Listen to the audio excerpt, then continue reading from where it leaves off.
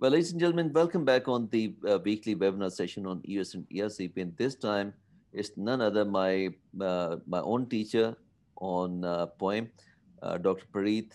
Uh, Next name is quite difficult, but I'm Mekaroonkamol, and he's assistant professor of medicine in Division of Gastroenterology in King Chulalongkorn Memorial Hospital in Thailand. He's a great friend. He has been to Pakistan. He's spent for 1 week last year, and he left just before the COVID restrictions were about to set in. He has been trained in America, and he has extensive experience in the endoscopic surgical dissection, EUS, EMR, and similarly in ERCP. And he has been very kind to spare his time on a weekend. This is his Sunday, and on Sunday, the family day, he has been kind to spare his time for the Pakistan Society of Gastroenterology and gastroenterologists in Pakistan. Preet, all yours.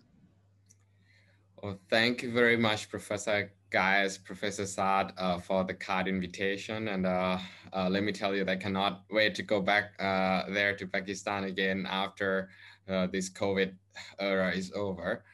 And well, it's been my pleasure to come back on the webinar. And thank you all for joining, even though it's weekend. But let's hope for that. We can learn something today. And by all means, I would like this to be an interactive sessions if you can. We are live on Facebook and we are also on Zoom platform as well. So the chat box is always open. If you have any questions, you don't want to stop me, please shoot your question in the chat. And as we go along, I'm going to have some questions, some cases where I would like you all to shout out your answers as well. So here we go. Today, my topic is going to be about the subepithelial tumors of the GI tract.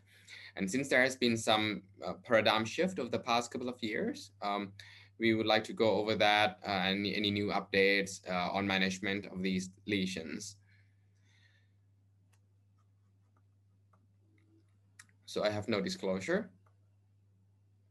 So today we're going to talk about what are subepithelial tumors and why are they important, how to diagnose them, and how to manage them.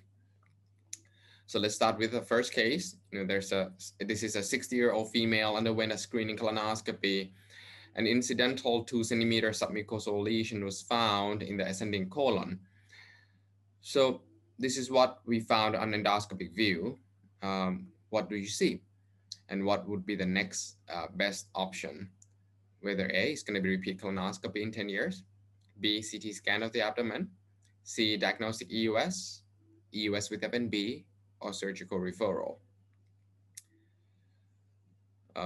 You can think of your answer as we go along, or shout your answer out in the chat box, okay? So this is something that we found common, okay? And first of all, I would like to point out on the misnomer of the endoscopic terminology. Submucosal lesion was the old term. And this suggests that the lesion is in submucosal plane, which is not necessarily true. Anything under epithelium, we don't know what plane they're in. They can be in mucosal, muscularis mucosae, they can be in muscularis propria, or can be in submucosal plane. So the correct terminology would be subepithelial lesion, okay? And as you can see here, there's a yellow hue pushing from underneath, going to the subepithelium. This is quite classic, okay?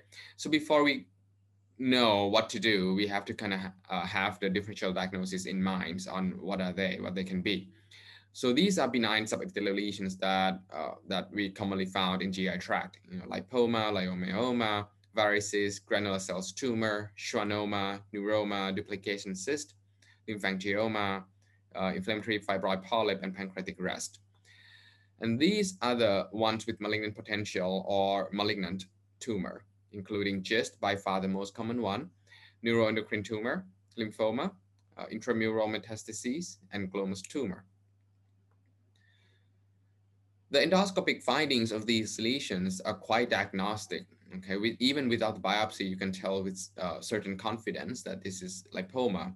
You can do something called a pillow sign, which I'm sure you're all familiar with, using the forceps to poke on the lesion, the soft indentation pressured on the lesion suggests that what's underneath the epithelium is soft, and it's non-mobile.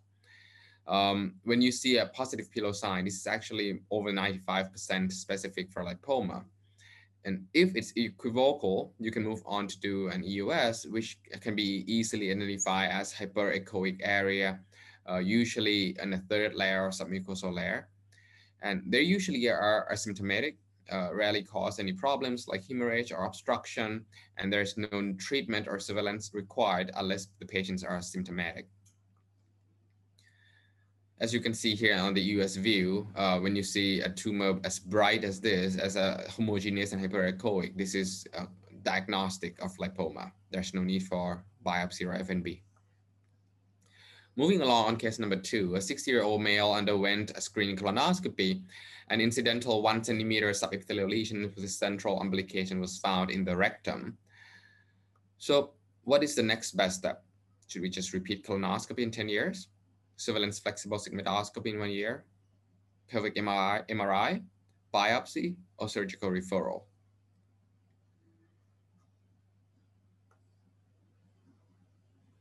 Okay, so this, before we know what to do, we kind of have to know what it is first. As you can see here, even though this is subepithelial tumor, but the overlying mucosa is not completely normal. There are dilated microvessels there. If you put on an NBI, you can see some dilated pit pattern, even though it's very organized, but it's not the same as surrounding mucosa.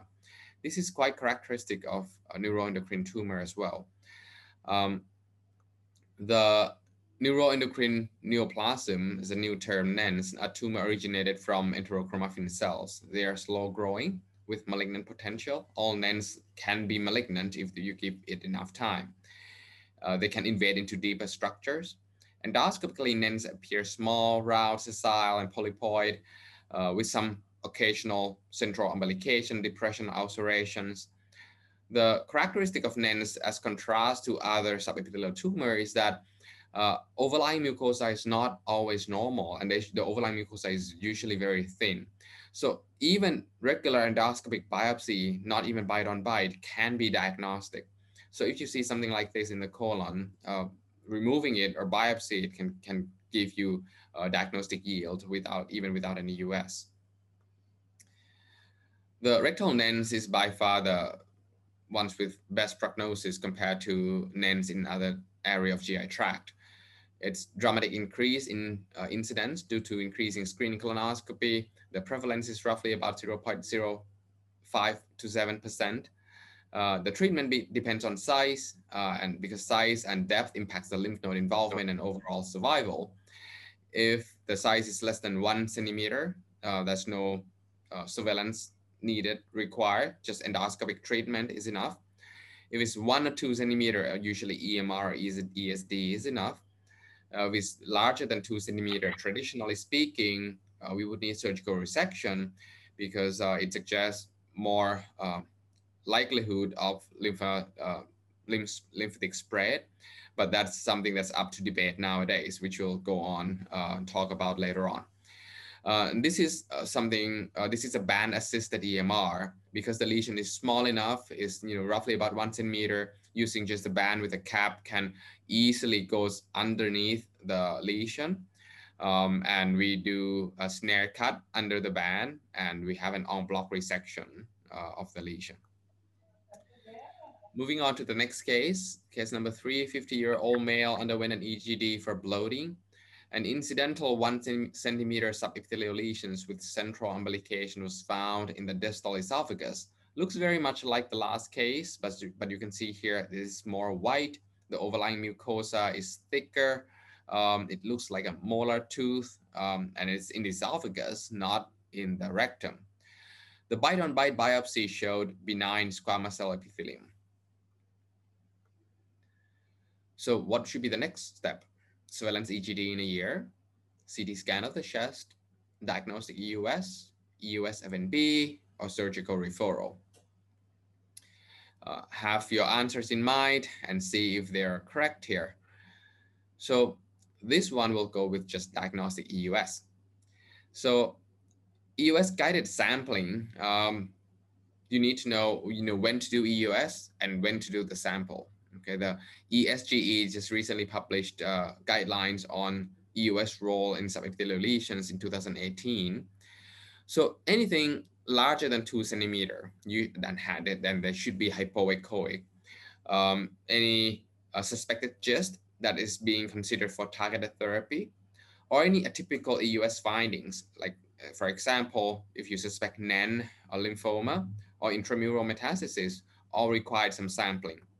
On the other hand, if the patient is already symptomatic and the tumor warrants a resection regardless of what it is, if it is small, meaning less than 2 centimeter in the esophagus or in the stomach, or it does have pathognomonic appearance of a lipoma or duplication cyst, especially in the esophagus, or if the patient is not candidate for treatment, these are not these patients do not require sampling because it would not change our management.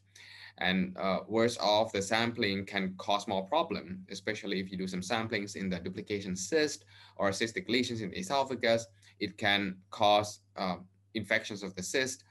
And usually it's where the yield of FNB in this case of the small lesions are very, very low. So in this case, the subepithelial lesions is very small. And in the esophagus, it looks very benign. We can do surveillance for now. The problems with EUS FNB is that it can be low diagnostic yield. 47, we reported 47 to 57%.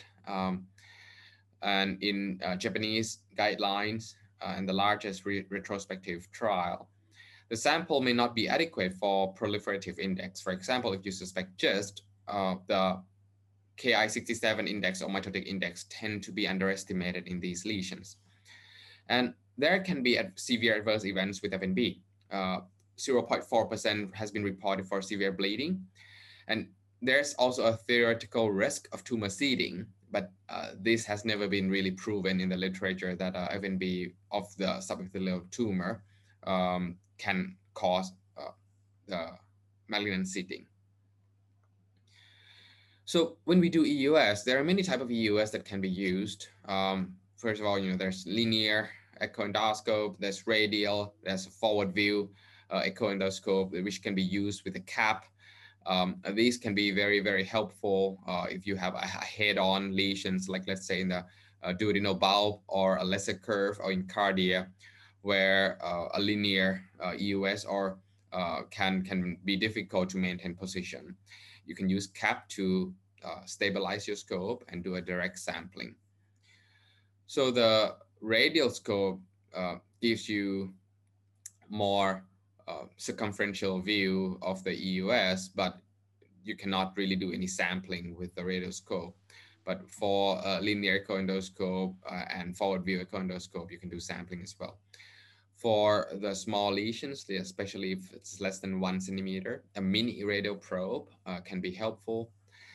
But whatever a probe you used, the higher frequency is better to see the superficial layer of the GI tract wall. Normally, the GI tract wall can be divided into 5 planes. The brightest hyperechoic plane in the with interface to the lumen, fluid mucosal interface is hyperechoic, which is the mucosa. The black line underneath here is muscularis mucosae. The largest bright line, which is usually the thickest layer of the wall, is submucosa. And the dark line, outer line, is muscularis propria. And the most outer hyperechoic structure is serosa.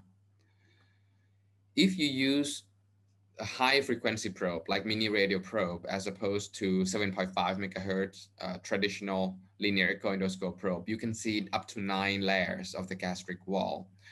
The additional 4 layers comes above the submucosal layer, meaning that you can see the muscularis mucosae clearer, and you can see the inner muscularis propria and outer muscularis propria with the connective tissue in between. This is particularly true in the esophagus and in antrum, where there's a separate plane of a circular muscle and longitudinal muscle. So if you have a subepithelial lesions in the esophagus that you need to clarify, that you think it's early cancer, that you want to clarify whether it's superficial or deep submucosal space invasion, the higher frequency probe allows you a more detailed evaluation of the wall. So in this case, an EUS was performed. A hypoechoic lesion was seen arising from the third layer. As you can see here, the muscularis propria is intact and the tumor is above the muscularis propria. Dr. Kida has published a very well-organized review article here in digestive endoscopy, giving a differential diagnosis of second, third, and fourth layer of subepithelial lesions. If it's coming from the muscle layer, whether it's second or fourth, we think about leiomyoma, GIST, glomus tumor, or schwannoma. The rest of it will be in the third layer, mainly in submucosal layer. If we see an echoic lesion, that's almost always going to be cyst or lymphangioma. If it's hyperechoic, it's going to be a lipoma. If it's isoechoic, meaning same as liver, spleen, or hypoechoic, then the rest of it would be in this category, whether it's neuroendocrine, GIST, leiomyoma, schwannoma, glomus tumor. So if you have these diagram in mind, just using the originated layer and echo appearance of the lesion, you can have a rough differential diagnosis in mind of what you can expect. So granular cell tumor is a rare neural origin tumor commonly found in esophagus and proximal tumor. It's usually small, is polypoid-like, white color. The overlying mucosa is usually thick and it resembles the molar teeth appearance, which is something that we found on this case. It's usually hypoechoic, homogeneous with smooth margin, usually arise from the second or third layer. It's generally benign, but a very, very rare malignant transformation has been reported. It is almost indistinguishable to inflammatory fibroid polyps, but inflammatory fibroid polyps usually found in the stomach as opposed to the esophagus. But you can see here the EUS finding is very much the same. It is fibroid polyp is benign, is somewhat rare too, is usually semi-pedunculated, is protruding with a white cap on top. There can be a central umbilications, is usually hypoechoic and homogeneous. It can involve the muscularis propria and can be misdiagnosed as GIST. So moving on to the next case, a 40-year-old female underwent an EGD for dyspepsia. An incidental 1 centimeter subepithelial lesion was found in the antrum. And just by endoscopic findings here can be diagnostic already, right? You can see the normal overlying mucosa with a characteristic central umbilication in the antrum next to the just proximal to the pylorus on the posterior wall of the antrum. If you're not sure, you can do an EUS, but EUS would give this pathognomonic sign. Right here, you can see a salt and pepper-like echo findings of the tumor arising within the submucosal layer. You can see a central anechoic structure right here, or you can see a tubular structure with hyperechoic wall. So this is a pathognomonic sign of pancreatic rest. You can see it's looks very much alike a pancreatic tissue with a pancreatic duct-like structure in the center of the mass. So with this finding, you don't have to do anything else. You can certainly diagnostic of pancreatic rest, and no surveillance or treatment is needed.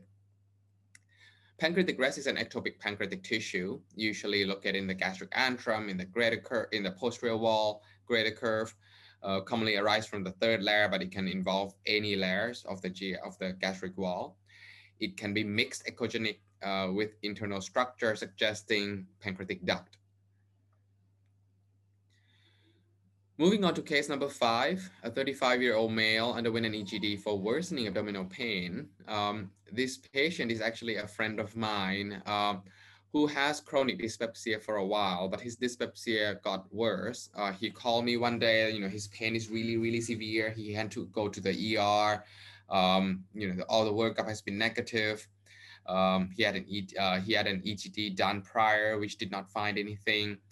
He has a few episodes of severe pain like this that warrants him to go to ER. So we decided to do another EGD, and the EGD did find this finding. Um,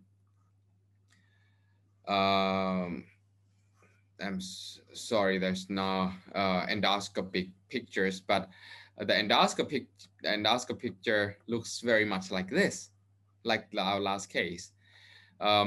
It looks, and then we proceed to do an EUS, and EUS found something like this.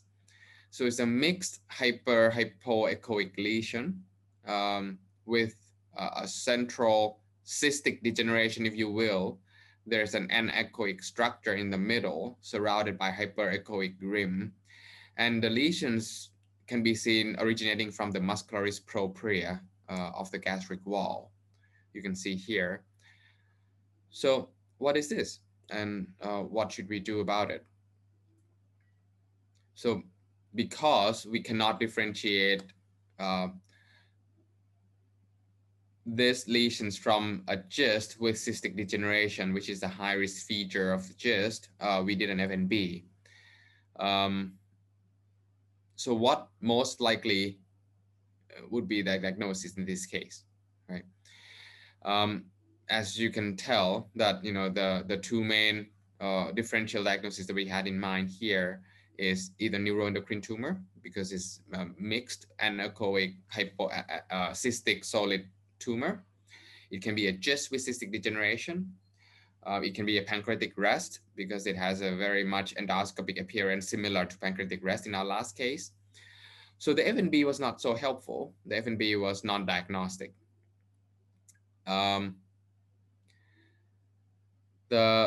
We decided that because the tumor of unknown nature is still there and the patient is symptomatic, we decided to do an endoscopic resection. And because of the location of the tumor in the antrum, we proceeded with submucosal tunneling endoscopic resection, which is similar to what we do for G-POEM for gastroparesis, or POEM for achalasia.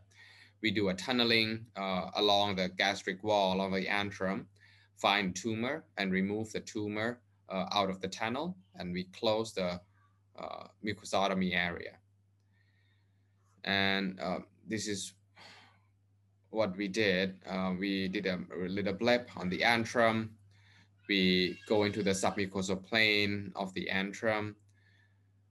We do continue with the submucosal dissection along the posterior wall greater curve of the antrum until we found this tumor. A 2 centimeter non-encapsulated white elongated tissue was found.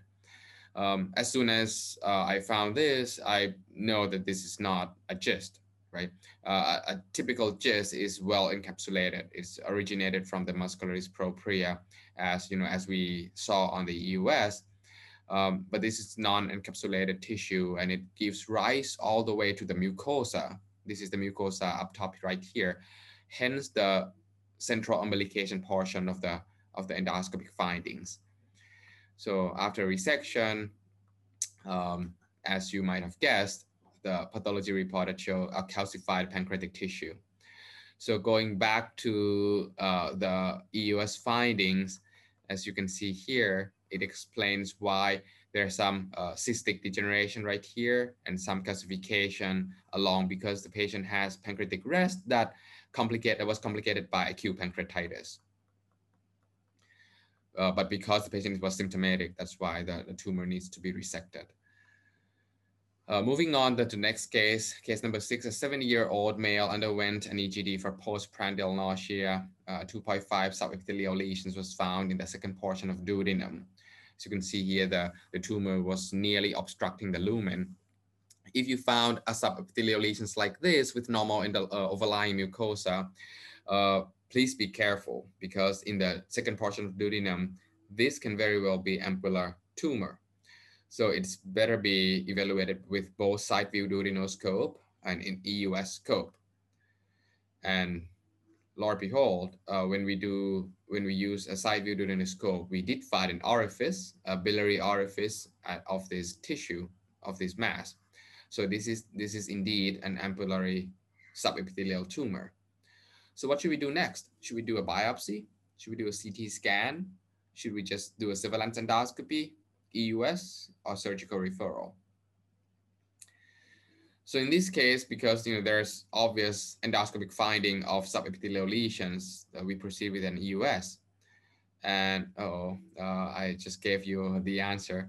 The EUS found a hypoechoic lesion along next adjacent to the bile duct and pancreatic duct, and the lesion arise from the muscularis propria. As you can see here in the yellow arrow showing the muscularis propria layer of the duodenum, and the lesions arise from the MP. So we did a FNB of the mass, and the FNB show these pathologic findings of a multiple small round cells tumor. And that's correct. The pathology reported shows small round cells. The subsequent immunohistochemistry stain confirmed neuroendocrine neoplasm. So duodenal NENS, as opposed to our first case, carries worse prognosis. Similar to gastric NENS, this is a little bit more complicated than rectal NENS. NENS in each area of the GI tract is different disease. The gastric NEN and duodenal NENs have different ways for us to approach them, different ways of diagnosis, and different ways of treatment, something that we don't have time to cover today. So just focusing on the duodenal NENs, we separate from how we manage them by just see if they're ampulla involved or not, and the size of it. If they involve the ampulla, the primary treatment would be surgery and lymphadenectomy, because the higher chance of lymphatic spread. If it's non-ampulla, then we go by the size. If it's very, very small, less than 1 centimeter, you can do an EMR. You can do an, if it's 1 to 2 centimeter, you can do an ESD. If it's more than 2 centimeter, the conventional treatment would be surgery with lymphadenectomy as well. But that's something that we can up for debate too, because this is a very, very rare tumor. So the available literature is not nearly enough for us to draw guidelines from them. And traditional speaking, all of the ampullar NENs that presented, patients are usually asymptomatic, and the progression of the disease usually advanced. In this patient, however, declined surgery due to his age and underwent endoscopic ampulectomy instead. We do a biliary and pancreatic cannulation first, and we do an ampulectomy, and this is the base of the lesion. As you can see here, is the muscularis propria with a submucosal plane on top. So we know we had an en bloc resection of the mass. A pathology report showed grade 1 NEN with negative margin. The follow-up at 2 years so far has shown no recurrence. So moving on to the next case, a 40-year-old male undergoes an EEGD for intermittent dysphagia, found to have a 1.5 centimeter subepithelial lesions at distal esophagus. So what should we do? A biopsy, a CT scan, a repeat EGD, an EUS, a surgical referral. As you must have guessed by now, with the theme of our topic today, yes, it has to be an EUS, right? So an EUS was performed. The mass was homogeneous, hypoechoic, arisen from a muscularis propria. As you can see here in a white, black line, and the lesions is surrounded by the white line of the submucosa on top, but the base of the lesion is attached to the muscularis propria right here. So going back to our differential diagnosis, anything coming from the fourth layer, you think of a few differential diagnoses: a glomus tumor, a GIST, a leiomyoma, or a schwannoma. And each one of them carries different prognosis. So leiomyoma and schwannoma neuroma are quite benign, while GIST and glomus tumor have malignant potentials. All GIST is malignant if you give them enough time. So there's no such thing as benign GIST. There's only low grade or high grade GIST for now. The GIST is by far the most common mesenchymal neoplasm of GI tract. It's commonly found in the stomach, but other areas like small intestine, esophagus, and colon can be found as well. Small intestine GIST is by far the worst prognosis. Hypoechoic and homogeneous on the US. Even anything larger than 3 centimeter with irregular margins with cystic degeneration suggests of aggressive phenotype and should be resected as such. Cytology can give us some proliferative index that can give us some clue on the aggressiveness of the tumor. You typically show spindle cells with positive CD117 and positive DOC1. There's no DOC1 with no GIST. So all GIST has to have positive DOC1 immunohistochemistry stain. The Ki67 and metatic rate tends to be underestimated from FNB specimen.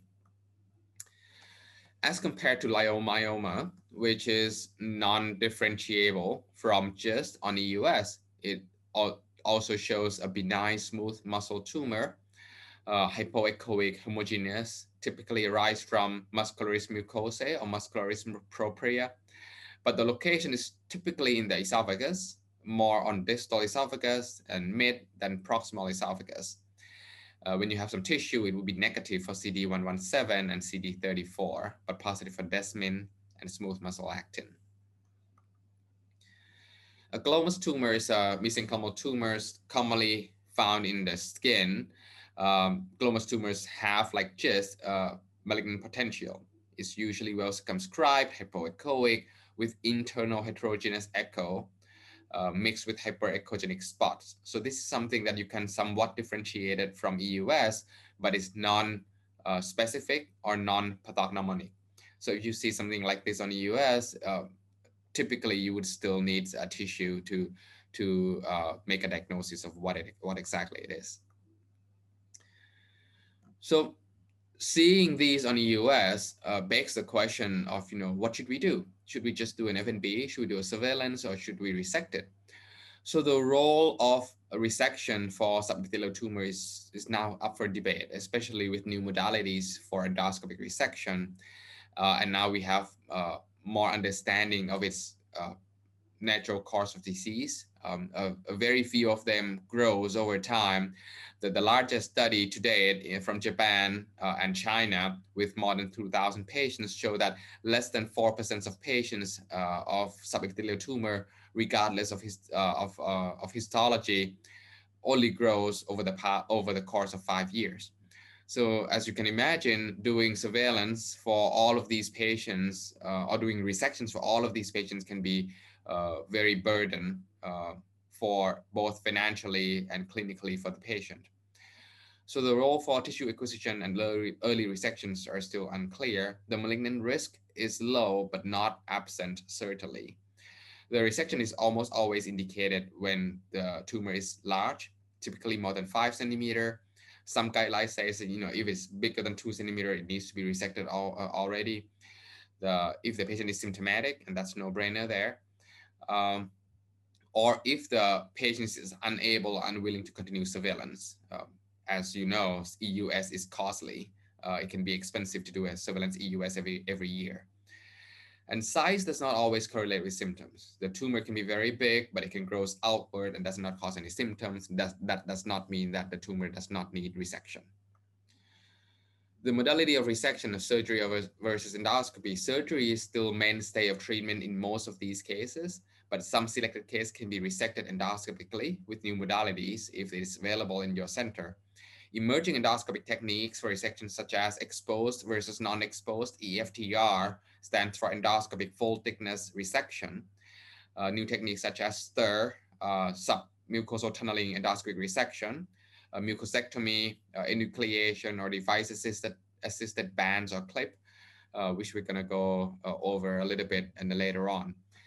And that depends on the depth of the tumor, um, determines the depth of resection.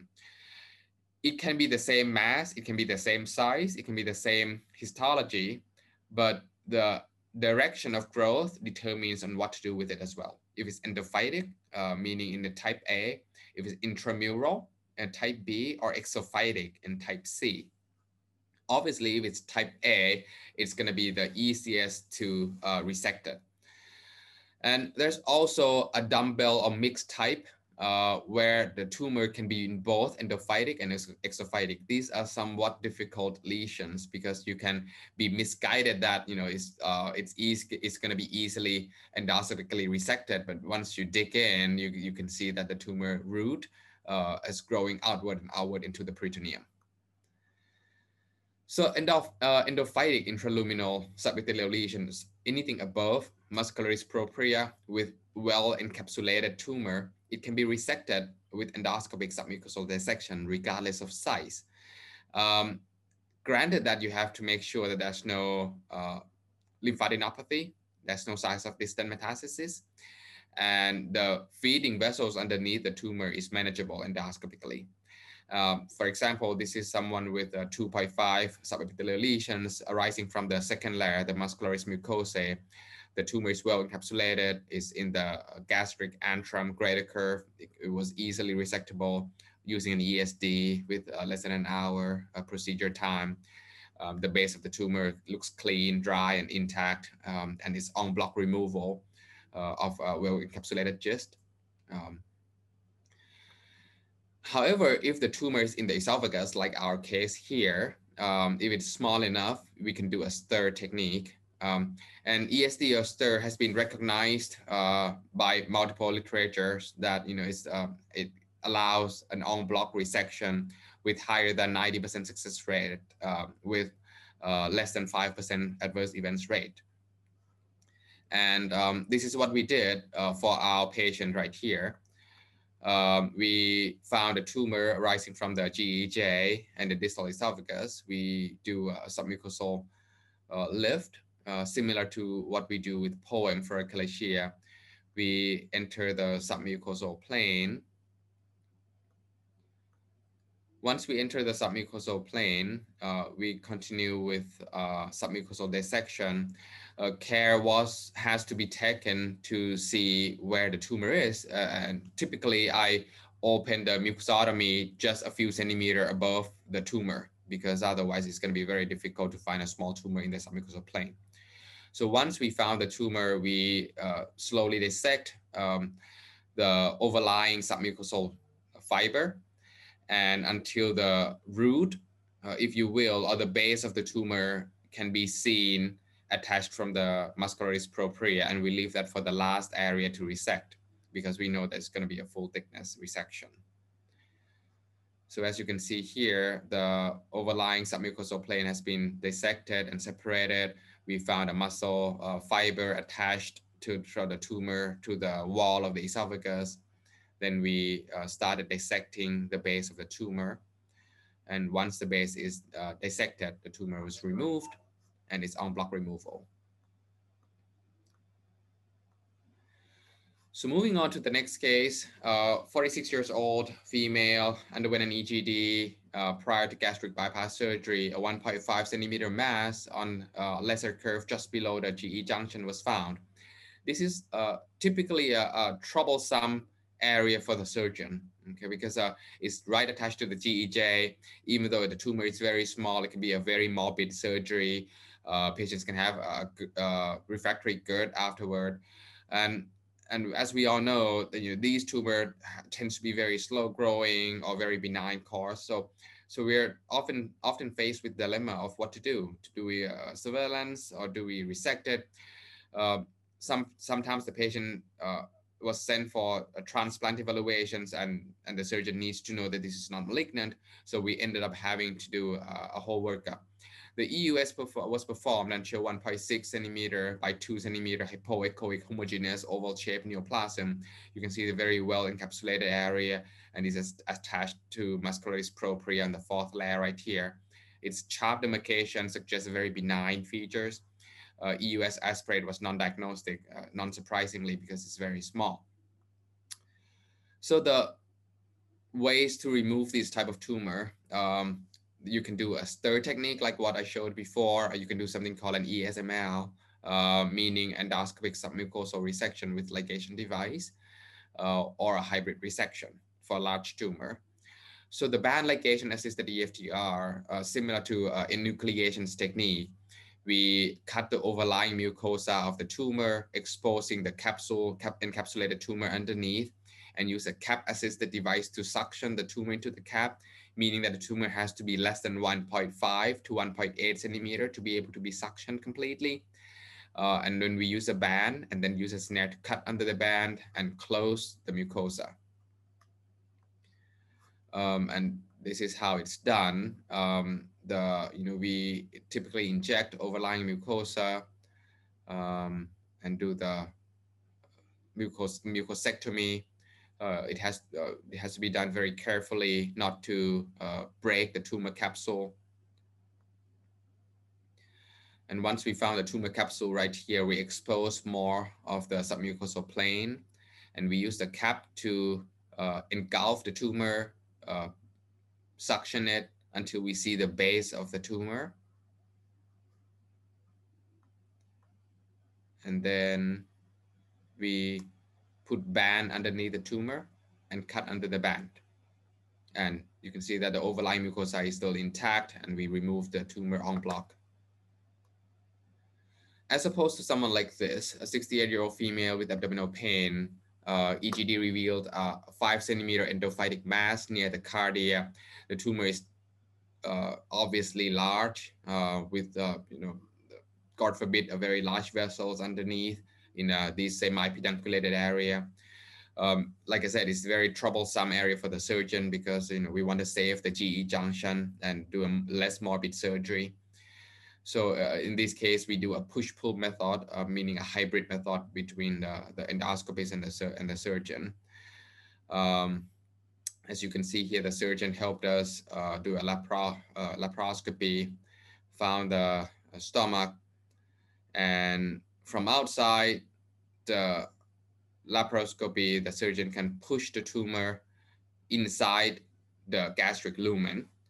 And once the base of the tumor is pushed inside the gastric lumen, that's easy for us. We use the largest snare available, which is like a 3.5 centimeter snare. Just go over the base of the tumor. And we want to do a full thickness cut. And because the surgeon is right outside the peritoneum, there's no concern whether it's going to cause a large hole. So we do make sure we have an en bloc resection of the mass right there. We typically pull and strangulated the mass for a few minutes because any feeding vessels can be strangulated. And you can see that we cut some part of the omentum along with the mass. So there's a little hole, and we use a forceps to push that hole outside into the peritoneum so that the surgeon knows what to look for. And it's going to be very easy for them outside to see the light from our endoscope and just do closure from outside. So the whole procedure took less than an hour to remove. Next case, a 55 years old male undergoes a screening colonoscopy. A 1.5 centimeter subepithelial lesions was found in the rectum. The patient is completely asymptomatic. You can see here it's roughly about 3 to 4 centimeter above the dentate line. The EUS show that the mass is from muscularis propria next to the prostate and the bladder right here. So the FNB was done, and it's confirmed a rectal cyst. Because it's cyst, it needs to be removed. Traditionally, this would require a surgical resection, but because it's in the rectum, it's on the anterior wall, which is typically a little bit easier to remove. So the endoscopic full thickness, endoscopic full thickness resection was performed.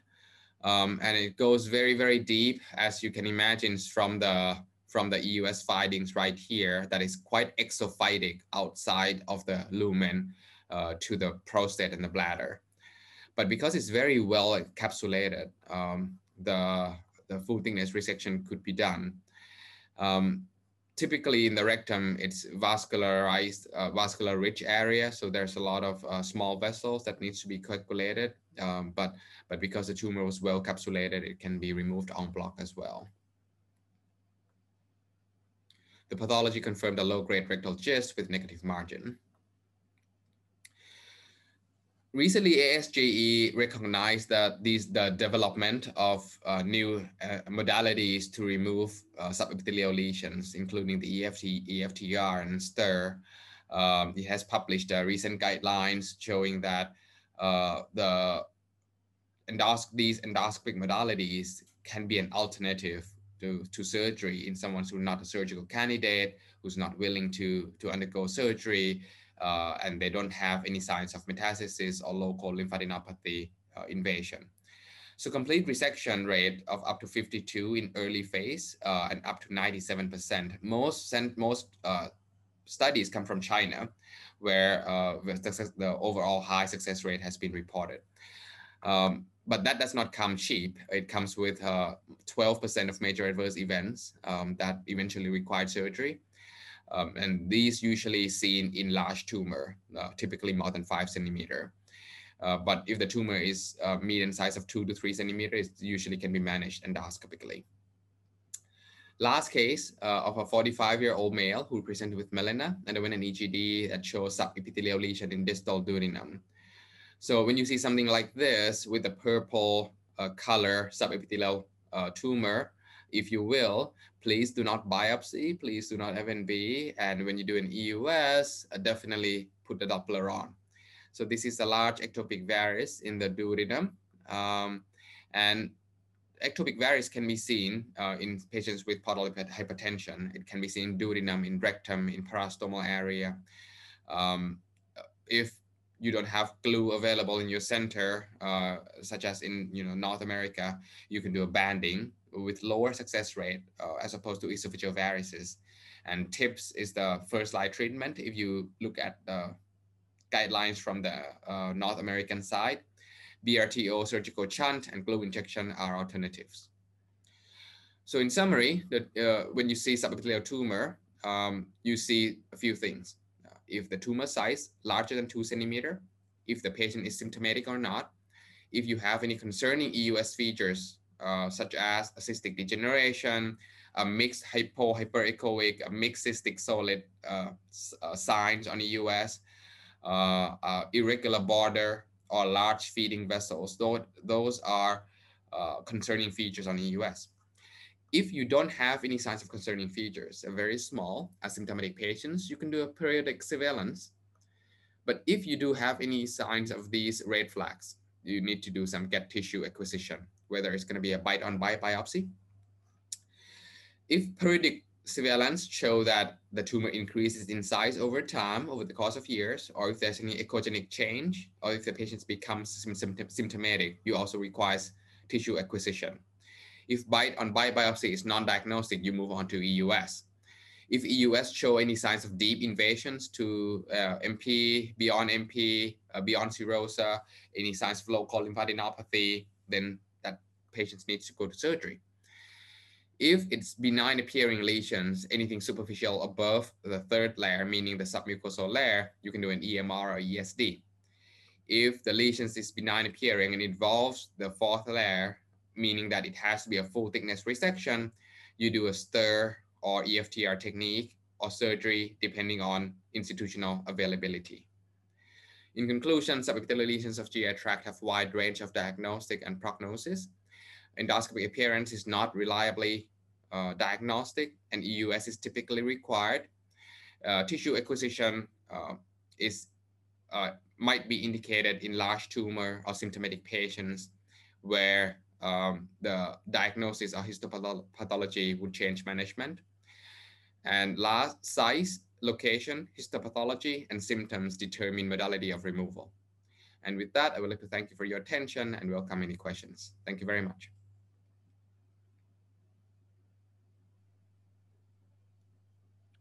Thank you, Preet. That was an excellent session. You spoke very well on a difficult subject. I understand that there are not many people who can speak so competently on this very subject. You've made the things so simple and so easy for the audience. Um, the Can I ask you one question? What is the Of course. uh, tool of your choice to evaluate the subepithelial tumors? Do you prefer using radial or you prefer using linear? Um, I if it's depends on size as well and location. If it's very small, I actually prefer a mini probe, a mini radial probe, where you can have a high frequency evaluation. Anything above 20 megahertz gives you a very nice overview of the layer of the GI tract. The problem with mini radial probe is that you need it to be submerged underwater. So if it's in the stomach area, patients probably needs to be intubated so that you can fill the stomach with water. But if it's something like duodenal bulb, a small area, a mini radial probe would be something beneficial to start on. A radial probe is good for anything less than 2 centimeter.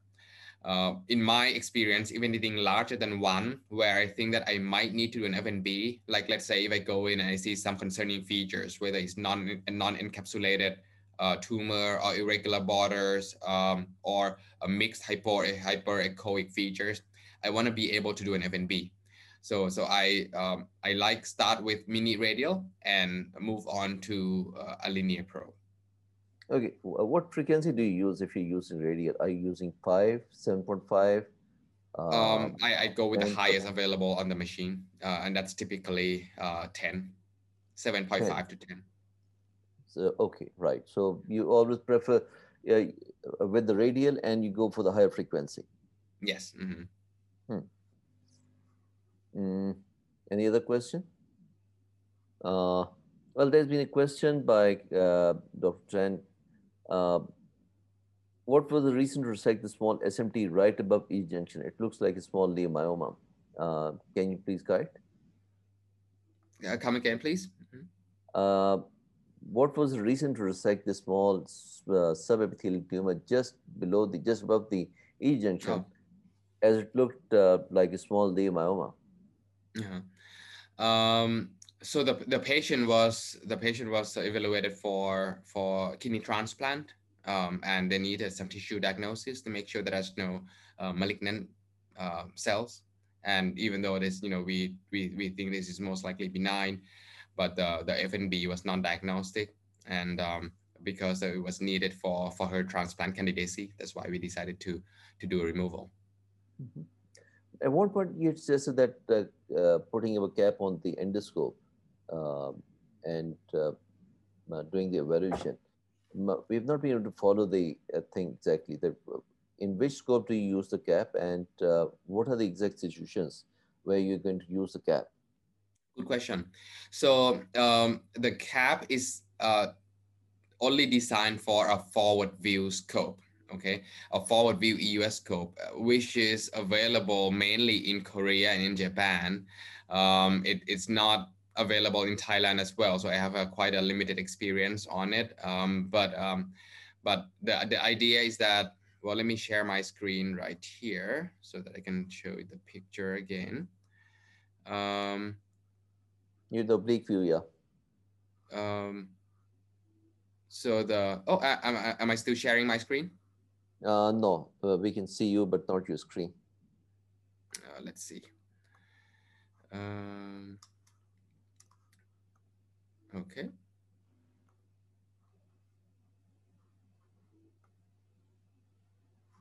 Okay. Can you see my screen now? No, not really. Not really. Oh. Uh, How about now? yeah, no, we can see. Yeah, we can Okay. see. Okay.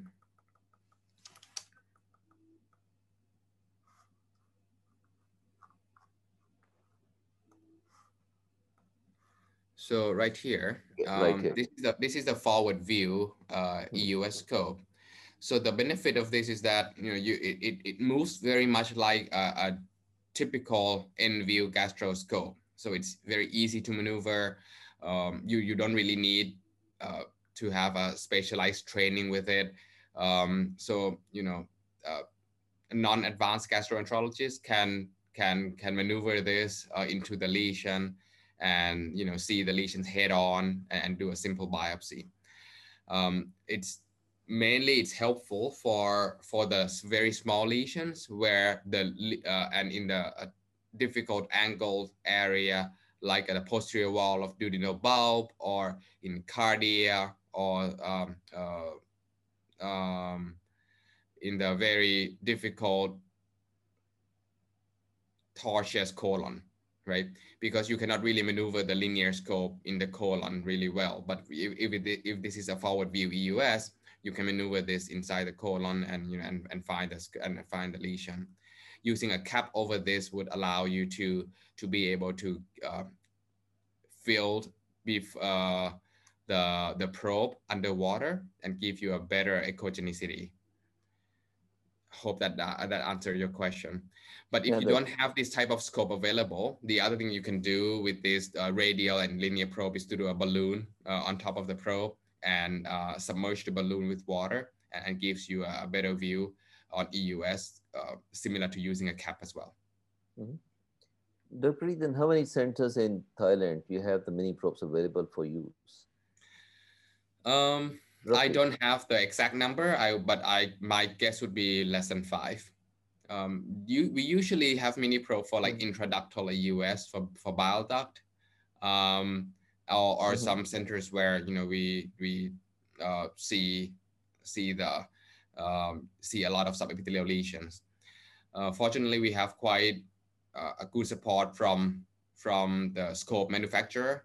So we in Thailand, I know for a fact that there are three um, mini radio probes where it does not belong to any institution. It can be borrowed from institution to institution. So like, let's say if you have a case, you can borrow them and use it on for a day or two or something like that. And generally we get support, good support from the mhm. manufacturer. That's a good arrangement. That's Mhm, a good thing to do. mhm. There's a question from Apus that do you make further classification for GIST as GANT, GNT? Come again, please. Do you Ian. make further classification for GIST as GANT, GANT? Or Um, you don't? yes, for the just tumor, the we typically classify based on the low grade, mitotic grade, and size, meaning that if it's like less than 5 centimeter, more than 5 mitotic grade per high power field, or Ki67 more than one. So if you meet any of those criteria, I tells my fellow like 10, 10, and 5, 5, more than 10 centimeter, more than 10 mitotic grade, or 5 plus 5, meaning 5 centimeter and 5 mitotic grade. That goes to high risk GIST, and it needs to be surgically resected with a high risk of metastasis. If it's and it typically needs also adjuvant gleevec, meaning that to reduce the size of the GIST first and reduce the risk of relapse. If the GIST is less than 5 centimeter, less than 5 mitotic grade, endoscopic resection with en bloc negative margin is usually enough. That does not require chemotherapy. And I think that's one of the key features for us to be able to get a accurate proliferative index prior to resection as well, to determine whether the patient would need neoadjuvant chemotherapy before, and that should be done in a multidisciplinary team. Certain area of GIST does not requires more than just classification.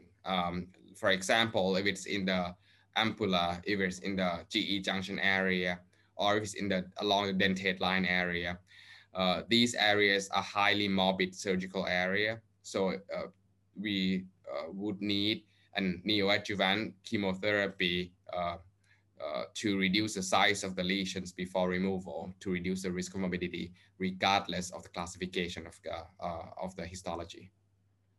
Right. Mhm.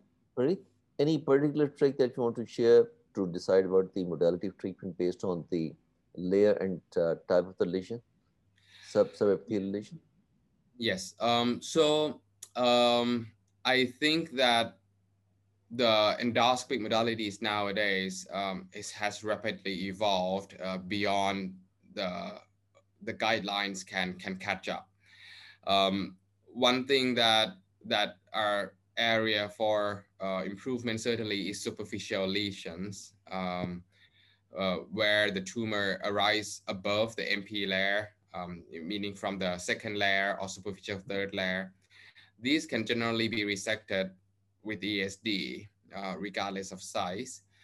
Um, Granted that larger the tumor, the higher risk of lymphatic spread and higher risk of metastasis. So before you embark on endoscopic removal, it is imperative to properly determine surgical candidacy, determine the risk of metastasis, whether it's going to be an EUS to see the lymph node or cross-sectional imaging to see distant metastasis, and determine that the patients would be compliant for post-resection surveillance. Because even though you have an en bloc resection of the tumor, we do not have enough long-term data for these type of resection because they are so novel to know what would be the likelihood of recurrence. So the patient is imperative for the patients to know that he or she would still require long-term surveillance.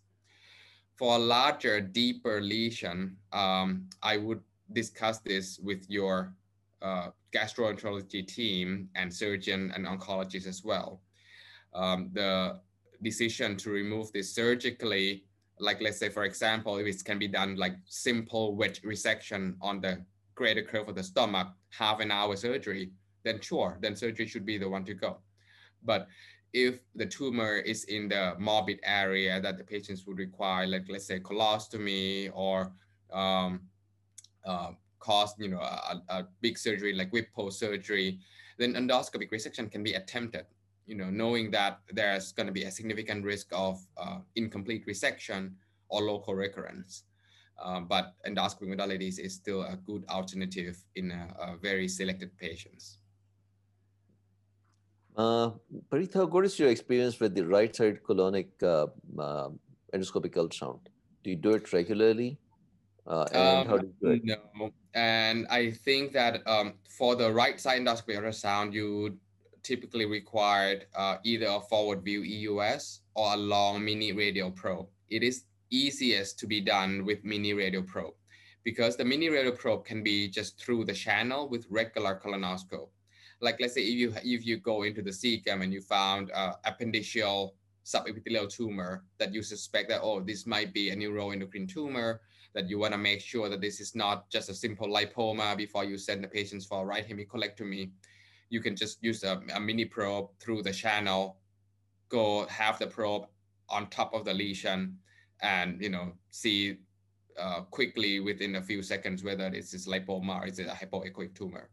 If it's a hypoechoic tumor in the colon, almost always it needs to be resected regardless of what it is.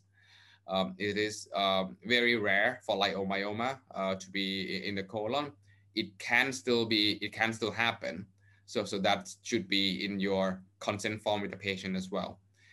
Um, if you don't have any of those, if you don't have the forward view EUS or mini radial probe, you can still have a radial or even a linear EUS over guide wire to the right side colon. But that also requires a great maneuverability of the scope and someone who's really experienced in handling this type of scope, because it can be very high risk and very difficult.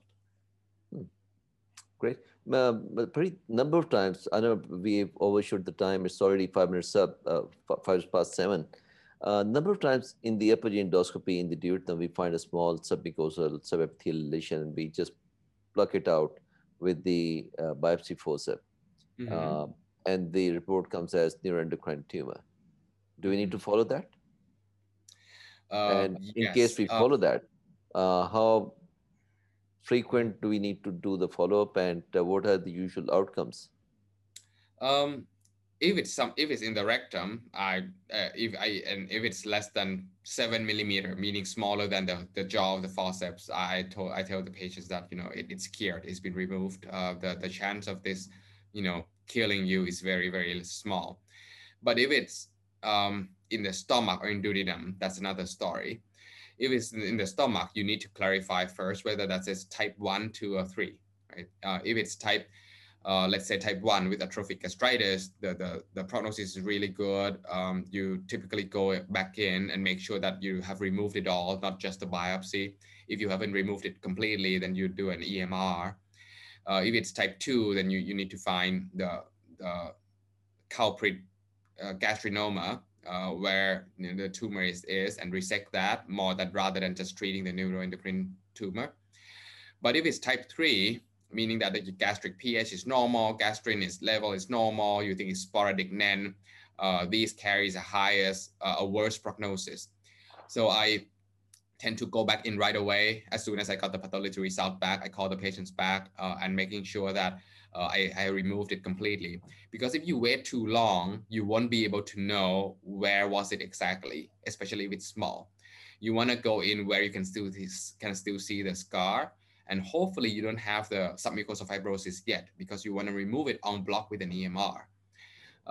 If you have it on block with EMR and you have a negative margin of pathology, you're in luck. Then you don't really need to do a surveillance afterward, because you have removed it completely already. But if you have a positive margin, or if you haven't removed it on block, then you kind of get us stuck in a rock and a hard place, because there's no guidelines available to tell you what to do. I typically follow them every 6 months to 1 year in the first 2 years, and space it out afterward. But this is highly um, anecdotal, if you will. If it's duodenal duodenal NENs, you need to know whether it's ampulla, it involves the ampulla or not. If it involves the ampulla, then I would typically go for surgery if you have positive margin. But if you have a negative margin, you can do the same thing with surveillance scope, and do a frequent once in the first 2 years, and you can space it out afterward. Perfect. Nadeem, do Mm. you want to say something? Nadeem, are you Uh, there? I am, sir. Thank you very much, Preet. I think it's a fascinating talk, and we all enjoyed it. I'm just going to sort of re-emphasize some of the points that you've already made. And one of those is, especially for the trainees listening, it's really important that you do a good white light or enhanced image examination of the mucosa that you are looking at, because most of the time you're looking, but you're not seeing. And that is, again, because you haven't paid adequate attention to an area of abnormality. I mean, our approach is slightly different when we're looking at the upper GI compared to the lower GI mucosal lesions. Say, for example, if you come across a flat area of abnormality in the colon, then we prefer not to take biopsies, because if then you have to refer these patients for the EMR, then it may become slightly challenging, whereas this rule may not apply to an upper GI lesion, especially in the esophagus. So I think those things are really, really important to take into consideration. I think the learning for me from this talk, which was, I think, very important for all of us, is to ensure that these neuroendocrine tumors, you have to pay particular attention to the site of the pathology, because as Preet have very nicely demonstrated, that the treatment and the surveillance pathways are really different. Also, one quick trick, I think what we have done is just print out those CD's classification from 2017 and make sure they are available in your department, so that you can have a quick reference guide. But it's really important to pay attention to these small incidentalomas sometimes, which may not be of any consideration, but in cases like the one described earlier, where a pancreatitis developed in a pancreatic rest. So paying attention helps, and I'm very grateful for a fascinating talk. Thank you. Preet, may I suggest you something that we can change the topic of this talk, subepithelial tumors of gastrointestinal tract, made easy by Parit. Oh, thank you. You're too kind, Professor Guys. It's Well, always a pleasure. thank you very much. It was a lovely to have you here. It was a wonderful session. We all enjoyed it. We all learned from this session. And I wish you a very safe period from COVID, and wish you a very happy life. We'll love to have you here, and we'll love to learn more from you, especially the endoscopic surgical dissection techniques and STER, and similarly full thickness resection techniques. Uh, Thank you very much on behalf of Pakistan Society of Gastroenterology and College of Physician Surgeons and all the other academia. Um, and we are really grateful. Take care. Allah Hafiz, and see you next week with new topic. Thank you. Bye. Stay Bye bye. safe.